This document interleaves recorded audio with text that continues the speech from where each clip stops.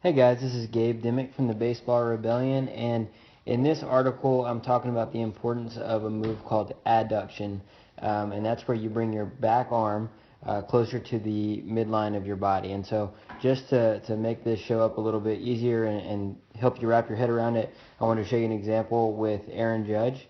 And so we talk about in the article how there are three major adductors or muscles that we want to use to bring our back arm closer to the midline of our body, and we want to be able to do that as forcefully as possible.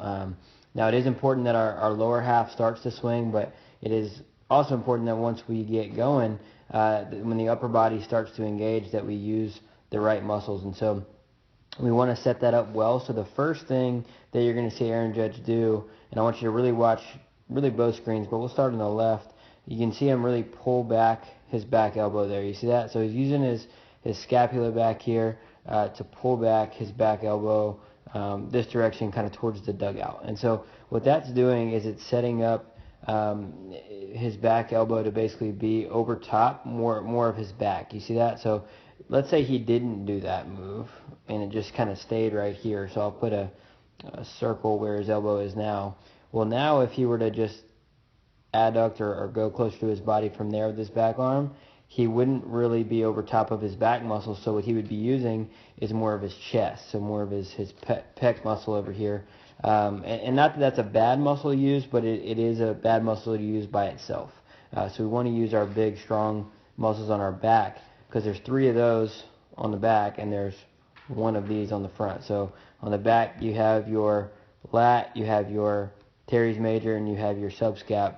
Where on the front all you really have is your pec to adduct. And so yes, we can use all four, but we don't want to use the front one, the pec, by itself. And so again, it's really important to set that up by pulling back.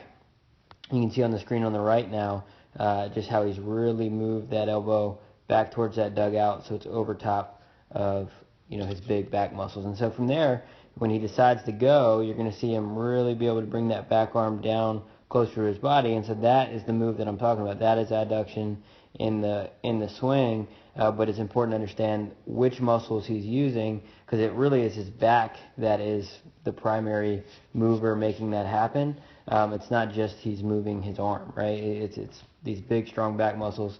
And with a lot of kids, we see bat drag, and bat drag is where this back elbow slides kind of forward and across excessively. And the reason that happens, in my opinion, is that they don't have big back muscles back here, or even if they do have some muscles back there, they don't really understand control yet of their scapula. And so what they tend to do is they don't usually pull back well like this, so they'll leave their elbow much more close to the midline of their ribs, or even on the front side of those ribs.